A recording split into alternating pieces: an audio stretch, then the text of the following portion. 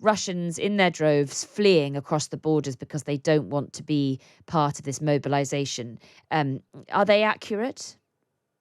Yes, I mean, again, people can disagree over exactly the numbers or whatever, but what's striking is flights out of Russian cities to countries where Russians can still travel without visas, been totally booked up, and prices have skyrocketed, and a whole variety of different border checkpoints exactly been sort of snarled up with cars.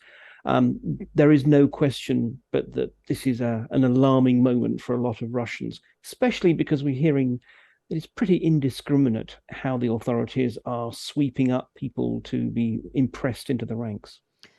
Tell us more about that. Well, look, in theory, I mean, Defense Minister Shoigu said that 300,000 Russians would be mobilized, which comes out of a total reserve population of about 25 million Russian young men, well, Russian men who, as young men, did their national service. So, the odds would seem to be pretty low. And the expectation or the implication at first was that they'd simply be going for people who had recently done their national service, particularly if they'd been in the relatively elite paratroopers, Marines, that kind of thing. Instead, what we're seeing, again, it's a classic Russian thing, is never mind the intent. The people who are actually executing it, they're just simply looking to fill their quotas. So we're hearing tales of police just going around more or less, standing there in metro stations, just handing out draft notices to people, or indeed protesters against the war actually being then served with their mobilization call-up papers, really just simply as a kind of a punitive measure. So, I mean, on the one hand, yes, this shows how Putin's Russian state works. But on the other hand, it also means you're going to end up mobilizing a whole bunch of deeply, deeply angry and disaffected men. It's quite fascinating and hard to imagine people just being handed a draft notice on the metro. Once they're handed that, then they are therefore completely obligated to fight. And if they don't, Well, they've actually just increased the penalties for, as it's put, military disobedience. But yes, I mean, literally just to go back to the point about sort of people just being given handed their draft notices. I mean, it's not just simply here's a piece of paper. Otherwise, people could just bin it straight away. Every Russian has to carry an identity document. And so what's happening is the police are just demanding the documents and then just filling in the details.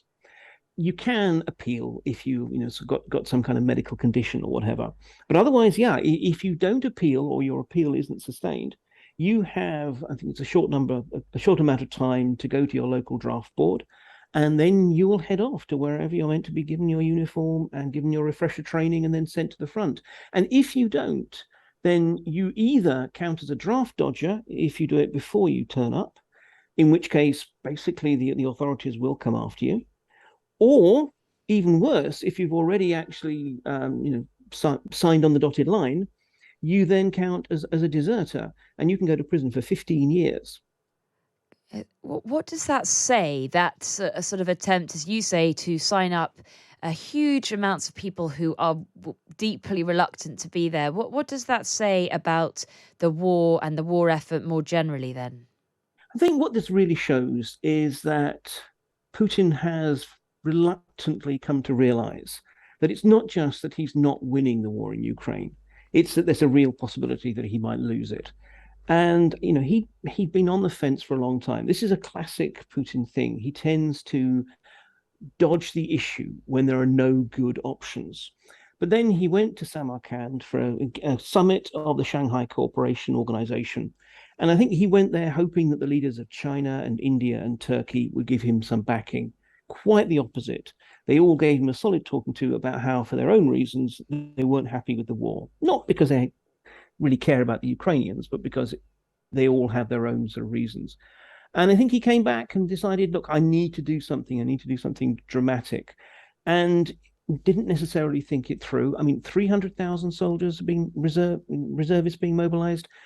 The Russian military cannot absorb that many. It doesn't have enough barracks. It doesn't have enough trainers.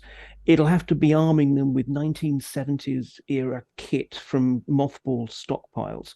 But still, I think it's just that Putin is now desperately trying to make sure that the war he started is not a war in which he finds himself defeated. What about these referendums, of course, taking place today?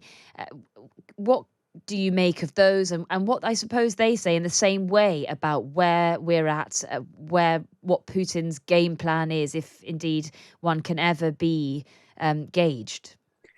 Yeah, I mean, this is really a gambit to do two things. First and least important is to try and give the Russian population some good news, in that these referenda will be held completely illegitimate, and yet they will say that some huge proportion voted to become part of Russia. So it's a way of telling the Russian people, look, yes, we're having to take on heavier costs than we expected, but look, it's because these people really wanted to join us and get away from the terrible, evil grasp of Kiev. More importantly, what's going to happen is after these referenda, Russia will then acknowledge and annex these territories.